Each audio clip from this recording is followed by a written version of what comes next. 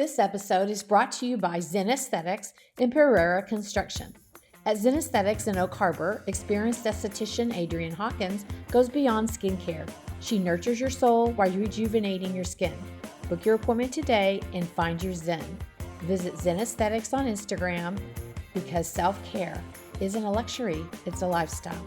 And a big shout out to Pereira Construction, building strong foundations, beautiful spaces, and a better Whidbey one project at a time. Transfer your home with Pereira Island Construction, where owners Mike and Susanna Pereira bring over 30 years of experience to every project. No upfront payments, you pay only when the job is complete and you're satisfied. Contact Mike for a free consultation and visit Pereira Island Construction to learn more. That's Pereira, Pereira, islandconstruction.com. Pereira Island Construction, building trust with quality work. Hello, listeners. Welcome back to Local Whidbey with Magsy, the podcast that shines a spotlight on the magic makers, movers, and shakers of Whidbey Island. If you're a fan of creativity, community, and the sheer audacity of pursuing your passion, you're in for a treat today. Picture this: sweeping brushstrokes of vibrant color, stunning landscapes that feel alive, and portraits that capture the very essence of a soul. That's the magic of Kathrine Leigh Holley, a prolific oil painting artist right here on Whidbey Island. Kathrine's work is nothing short of mesmerizing. Her canvas is where stories unfold and emotions come to life. But wait, there's more. Kathrine isn't just an artist, she's a creative powerhouse who embodies the Whidbey spirit of innovation, heart, and connection, all while raising young children. We all know mothers must dive into their personal endeavors after the kids go to bed. Today, we'll dive into her journey, how she turned her love of painting into a life of purpose, the stories behind her masterpieces, and why she believes Whidbey Island is the ultimate muse. So grab your coffee or maybe a glass of wine. It's 5 o'clock somewhere. Settle in and get ready to be inspired by the one and only Kathrine Leigh Holley. Let's dive in. Hi, Kathrine. Hi. Thanks for having me. Well, thanks for coming. I mean, what a beautiful place you live in, your view. I mean, for real. Oh, thank you. Yeah. So what did you think about that intro? Was it a little too much, or did I hit it? Did I hit it on the nail? Well, you paint me in a very flattering light, so Well, that's I'm grateful for that. You deserve it. I followed you and your Etsy account for a while. Oh, really? I think for 2 years now. Wow. Yeah. That's lovely to hear. You haven't ever noticed my comments? I have. Yeah. My favorite is the orange. It was so French, the orange you do with the peel. Yeah, I love that one. Okay, so let's dive in. So how long have you lived on Whidbey Island? And of course, what brought you here? So we've been actually living on island for going on 8 years now. What brought us here is my husband being military, as with many other people on the Right. So initially, when we were first married, we moved to Silverdale area, but we had family up here on Whidbey, and we would come to visit them every couple weeks. And we just kind of fell in love with the island. So when we had the opportunity to move back, when my husband went to the reserves, Right. we found this little place and figured, yes, this is where we want to settle. It's close to some of the wonderful family. It's a beautiful area, and we just wanted to put down roots here. So you have 2 children. I do. Right. And so do you find this a great place to raise children? I really do. Everything has been great as far as the community. I really like their school. They're at Crescent Harbor Elementary, and just great teachers, and they love it here. And I'm very glad to be raising them in a place like this. Nice. Yeah, I think it would be too. I had told you earlier that our boys' elementary years were in Beaverton, Oregon, and I just thought it was such a great place. So different from where I grew up. I mean, Texas is a big state, very city though, Right. Very city. So yeah, it was very nice. Okay, so give a listener a bio of your pre-Whidbey Island days, where you grew up and how you got into art. Well, I grew up in Northeast Ohio, and I had lovely parents who were very quick to facilitate my interest just as a young child, early elementary years. I kept getting comments from teachers saying that I was always doodling on my school papers. So when I was 12, my parents found a local art teacher. She was an elderly woman who gave private lessons out of her home. She had never worked with children, but she agreed to take me on, and I took weekly lessons with her, and she introduced me to oil painting, and ever since then it's just been very deeply rooted. It's the only painting medium that I've really truly delved into. Right. I feel like I could spend the entire rest of my life in that and never reach an end. So. Wow. Yeah. My mother is an artist, and she loves pastels like you love oil. Oh, really? That's Yes. wonderful. Pastels are an incredible medium. Yeah. They're so beautiful. I asked her once, because I tend to be partial to watercolor, and I said, why didn't you ever try that? She goes, it is hard. Watercolor scare me. Yeah. Watercolor is hard. And she said, I'm good with pastels. And she does oils too. Oils is her second favorite. Yeah, as well. Or she did. She doesn't do it as much anymore, but she's been pretty prolific. So I got introduced to that type of thing when I was young as well. All right. So before we dive into your amazing talent, let's just get it out there of how you routinely wrangle kids and also prolifically turn out new pieces. Well, I think it goes without saying that the kids come first. Right. So there have been long periods in which I've put the art aside. When my children were very small, when my husband was deployed, there were definitely long periods without painting. But it became very regular for me to do the whole day, do the bedtime routine. As soon as I've got them down and to sleep and everybody's peaceful, right, just right to painting. Right. And it's become something it's just the most natural thing to do right away. It's just it's my wind down pretty much nightly routine. Well, as much as you enjoy it, as much as you do it, it was probably hard mentally to be away from it. You probably noticed maybe a change in yourself even. Absolutely. When you got to start doing it again. Yes, it was, there was a period where my husband was about to deploy. We were down in Camp Pendleton right after my daughter was born, and I didn't really have a space to paint. Right. I had a newborn. My husband was very busy preparing to leave on deployment, and during that period and during that deployment, there was, goodness, maybe 6 months or so without hardly anything, and I felt very undernourished artistically. Right. And that was difficult.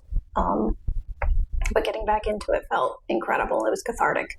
So here, do you have your own paint room, or do you paint in front of these beautiful windows? I would love to paint in front of my living room windows. Unfortunately, I'm a very messy artist. Oh, okay. And it's also a little bit difficult for me to kind of move my setup to haul in and everything. Out with, yeah. Making sure it's a place that my children can be in safely. Okay. So I paint in my bedroom because I don't have a very good studio setup yet, but right. it's functioned this far. My husband has worked very hard to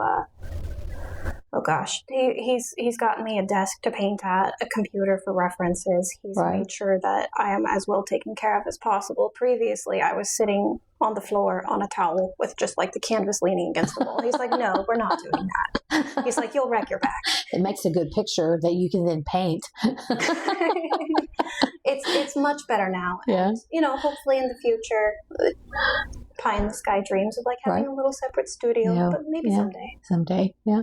So besides absolutely loving oils, what do you think fuels your passion for painting? There's just so much natural beauty, both here on the island, with little scenes. I like a lot of mundane things. You mentioned the oranges. Orange. Mm-hmm. And I love little still life things like just a little piece of citrus or something that I think is easy to perceive as small. Right. But I love... And inconsequential. Right. But I think something grabs me visually, and I want to see if I can capture some element of what makes it special. Yeah, the nuances, the texture. I'm a texture person. Oh, yes? I think it's probably why I like your oranges and some of those kind of things, still lifes that you do, is because I really like texture, and you're very good at bringing that out. I'm very pleased to hear that. Thank you. So in your whole artistic journey, what have you found the most rewarding? And I don't really know how to describe that as far as what I'm talking about. But there is always, there's not a zero-sum game out of this. It's basically, it is rewarding. How is that to you? I think part of what's been most rewarding and also surprising is seeing how people respond to it. Because for a long time I was not selling my work, and even when I did start selling online, I wasn't interacting with people in person. And it wasn't until I started working with the Pen Cove Gallery in Coopville, which is a wonderful place, that I actually started to interface with people, and I saw the artwork resonate with them. Oh, great. And that was incredibly fulfilling to see that there was some sort of a connection through that. Right. So, yeah, I didn't think about that. But yeah, it's almost like you're being a fly on the wall and watching reactions and what people liked or didn't like, because to me, art is subjective, just like absolutely. Music is highly subjective, so my mom used to tell us when they used to make us sing, she'd say, yes, it is subjective, Margaret. She said, but it's always going to bless somebody, right. that type of thing, not one person the next. Okay. So how do you believe your art and what you do supports the community? Well, my hope anyway is that it enriches in some way, and I, like you were saying, that art is subjective and that people can respond in a variety of ways, but I hope that it in some way brings joy, or in a few cases I've had people say that my paintings evoke a sense of nostalgia for them, but in whatever way that it resonates, that I hope it's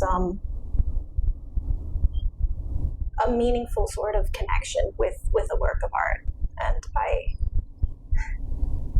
I'm trying to figure that out a little bit more in terms of what qualities I'm aiming at to resonate with me in my work, but I know that it's a very individual thing, and each buyer has told me things that I didn't realize even in terms of how they connected to it. So I think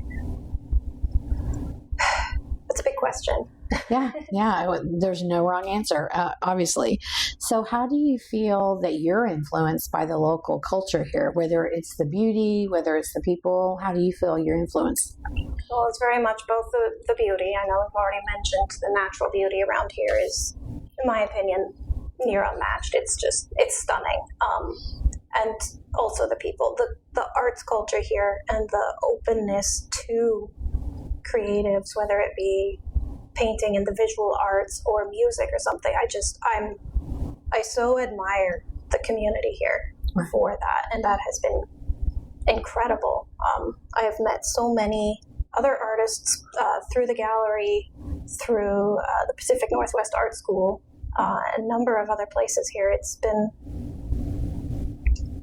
phenomenal. I'm just amazed at how supportive and open everybody is, and how interested they are in welcoming to see the artist. And I think that's why there is such a density of creators here on the island. I'm just very happy to be a part of it. So are you one of the artists? I've met quite a few now, and most of them are going to agree with this, is that you're not necessarily afraid of being alone because you have your art, and you would prefer to have more alone time to do that instead of being around people. And I'm not talking about in a gather culture kind of way like I do. I'm super into gather culture. And I'm just talking about being alone and painting in your own thoughts. And I threw this question in there. No, I love this question. It's a great question. Yeah. I do agree that personally I tend to be a pretty introverted person. Yeah. I do like being alone with my thoughts. Mm-hmm.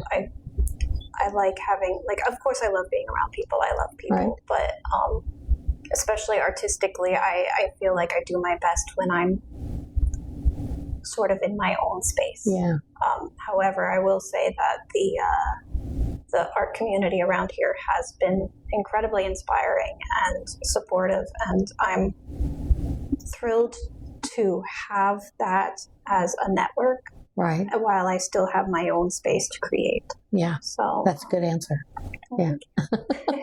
You didn't poo-poo either one of them. Okay. So you did mention this a little bit when you went to the Pinhole Gallery and got to witness viewers, potential clients, new clients view your art. Mm-hmm. Is there any other things that are surprising that you've learned about clients? I know you sell on Etsy a lot. Yeah. Yeah.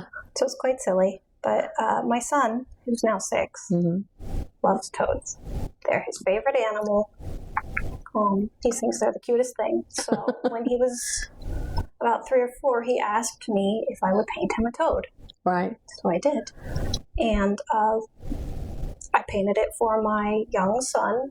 But the response that I got for it was overwhelming. Oh. And since then, I have painted dozens of toads. He was overwhelmed by his mom's picture of the toad. He loved the toad, and then when I put it, posts of it online, people are like, "Please paint more toads." Oh, and the toad paintings. It never occurred to you. I did not. It did not occur to me that would be the sort of thing that people would be interested in. And every single time I paint a toad, I'm like, I'm amazed that they sell quickly, but people love them, and I'm grateful, and it makes me happy. So I'm surprised by that. That is super cute. You never knew the toad culture. There's a thriving sort of cottagecore community that likes the toads. Oh my gosh, that's such a cute story. So with that, you sell a lot of your art on Etsy. So my question here is just a piece of advice for that community or people here in the community of Whidbey Island that are selling their art with how to effectively sell on Etsy. Well, that one is complicated because some of it is, Etsy has changed over the years, and it has become unfortunate that been less artist-based in recent years, and it has, like, I've had a difficult time navigating some of the changes. I'm still very grateful to have it as a platform, but if I could give advice to myself before, I'd say be patient. And it took me, I joined it in 2012 on a whim because I had accumulated a number of paintings and I didn't know what to do with them. I'm like, hey, why not?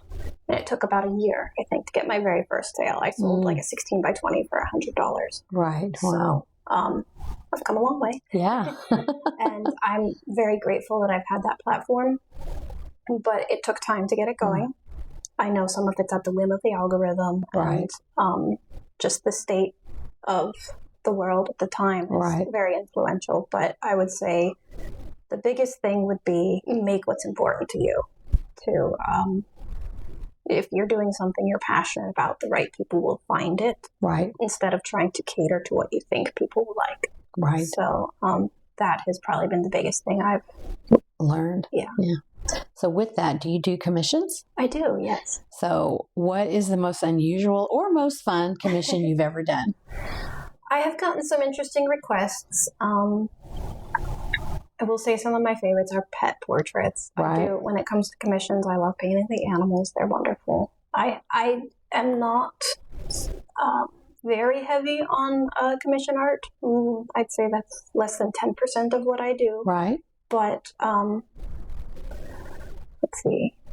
I'm excited. I did have somebody reach out recently asking for a video game commission that I'm looking forward to. Okay. And then for the game itself that they're creating?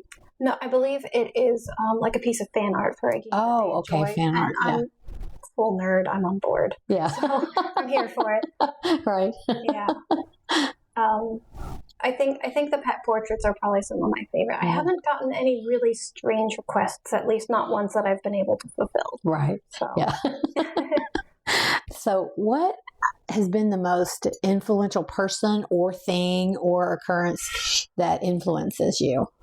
That's the most. That's going to be really hard to narrow down, honestly. I mean, going way back, I have to say that my parents getting me the art lessons way back when I was 12 was a big deal. My high school art teacher, her name was Mrs. Digby, was very formative, and she was, for a public school, just the most incredible teacher. I have no idea how that school landed her. They were fortunate. They were very lucky to have her, and I was very lucky to have her. I had amazing professors. My husband has been my lifelong supporter, and he's always there to encourage, and he has an eye for art, so he's also there to be my biggest encouragement, but also a little bit of critique and push me where I need it, and that's been great. Constructive criticism. Yes. Yeah, sometimes I'm not always happy to hear it, but he's always right. So and my brother as well, who is he's always been my cheerleader, so that's been wonderful. That's good.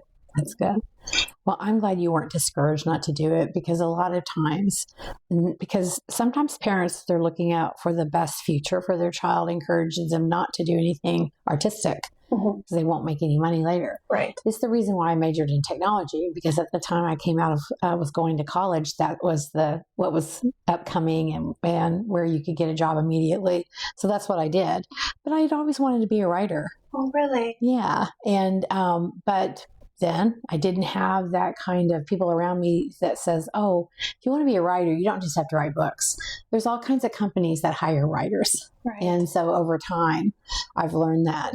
And so I was the same way. I always wanted both of my boys to do whatever they wanted to do, whether it was science, technology, or my youngest son is a professional mascot and on-field entertainment professional for the Spokane Indians in Spokane. So yeah, he did exactly what he wanted to do because we encouraged him to do whatever he wanted to do. That's I'm glad to hear that. Yeah, I'm incredibly grateful for it. I know I'm very much standing on the shoulders of giants, and I would not be here if not for innumerable people who have supported me. Yeah, so that's good. Okay, what do you love the most about living here? And you know my phrase, audacious islander. Great phrase. Oh, thank you. I'm glad you like it. What makes you that? I love so much about being here. Like Ohio, where I grew up, there are lovely things about it, but this place just fits us. Or maybe we fit it. I don't know. Right. But it's special to us. Something about being by the water all the time is important to me now. Right. And audacious. Yeah. You can define that however you want. See, it's difficult because I don't typically think of myself as such, but I'd like to. Yes. So I suppose just... You're just the introverted type. I am. I keep to myself. I'm kind of proud of myself for even being able to do this, because generally I feel quite awkward. Right. But try it. Yes. But I would say just that I'm here and I'm trying and I'm putting myself out there. So. Well, you're also, I think one of the things that describes an audacious islander is just the fact what you just said. You're here, it fits you, and you fit it. You fit it very well, whether it's the things that it offers, like the great artist community that you're participating in. You're participating. You're not participating. So I think that anyone who dives into the island can describe themselves as audacious. Oh. Not to plug my merch. Oh, I'm happy you are, because it's wonderful. Oh, thank you. So what's your favorite hidden gem or secret spot, if you want to reveal it here on the island? Well, I will always recommend people go to Little Red Hen Bakery. It's, as far as the culinary, it's irresistible for us. Right. As far as like natural sort of location, we love Eby's Landing. It's a great spot. But locally, very close to us is just Cliffside Park on base. Is where I go multiple times a week with my kids just to walk the beach, look for rocks, build sandcastles. It's a special place for us. Well, can I invite myself, because I've been dying to go on the base, and people have told me, then just go. I didn't know you can just go. I have this kind of fear factor. I'm like, well, I'm not in the military. I really shouldn't be here. I need to go with somebody. I'd be happy to go with you if ever you'd like. Yes, I would. I'm actually being serious. Yeah, I'm here for it. Absolutely. Okay, great, Yeah, great. know. Here is a question I hope you thought about, was how do you feel the community should evolve in the next 5 to 10 years? I would largely like to see more of what has already been. It's been such a welcoming community. It's been, like I said, very open to new people, new developments in largely my circle with the arts. My husband connected to the culinary. So just like the same sort of openness and like that spirit of welcoming is something that I'd really like to see develop continually, because it's meant the world to us. Well, I have to say, and I think this is the perfect time to say this since you brought it up, one of the reasons why I started this podcast is because when I have met people through my supper club, and I've now had over 400 people in my house over 2 years, and I find it to be so different than the online communities Whidbey Island has that tend to be highly negative. And to the point where I'm not on them as much because I want to know information and instead I get ugly. And so I thought there's no way that people would be here if it was like this. I just don't think I can sit down in a bench at the harbor and talk to someone and ask them questions and then tell me to go home. And so I have found such a difference in people who've come to my home, people I've met in restaurants, people I've met out walking, hiking, and then starting this. And I haven't had one single person so far turn me down to be interviewed. Oh, that's so cool. So it is such a difference when you get to know people in person. And it's what we said before, I don't do Zoom podcast interviews. It has to be in person. And so I agree with you that this is a welcoming community. And now I found that out after COVID was over that it is, and people are nice and won't necessarily tell you no if you need something or you need them to do something. So I agree with you 100%. With that said, what lessons has this community taught you, if any? It's a little bit difficult for me. I feel like I'm still learning it, certainly, but and I'm just circling around on something I said earlier, but learning to put myself out there a little bit more. It took me quite a while to build up the nerve to apply at Penn Cove Gallery, and it was through the encouragement of one of the other members who said, yeah, you should, we'd like to have you. And if he had not encouraged me, 100%. I don't think I would have ever gotten the nerve to do so. So trying to take a chance, put yourself out there. Well, and as you say, outside of your own head, people see you differently. They see you, the art that you do differently. Certainly. You now know there's a lot of toad lovers. That is true. I was amazed, but also happy because it's very fun to paint. Yes. So tell the listener where they can find you, whether it's online, and again, you're in Penn Cove. So just tell them where they can find you and your art. Right. So I do have work at Penn Cove Gallery along with quite a few other wonderful artists who are local. I have an Etsy shop under the name Kathrine Leigh Artistry, and I also have an Instagram under the same name.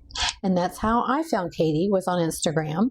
And then, of course, I'm a big Etsy shopper because I do like crafts and handmade things. And I also collect Frankoma pottery. So I find a lot of Frankoma pottery on Etsy. And if the listener cares what Frankoma is, it's actual pottery that's made by clay in Oklahoma. It's no longer made anymore, but my husband's from Oklahoma. And I have found lots of it on this island because of the military. People come here that are from Oklahoma and stay here. And when they've passed away, their kids put their stuff in the antique stores here. So, you never know what you're going to find on Etsy. And you can find Katie on Etsy, and you will love her work. It's absolutely fantastic. And I'm so happy you said yes, and it's been so happy to meet you. It's been lovely. Thank you so much. You're welcome.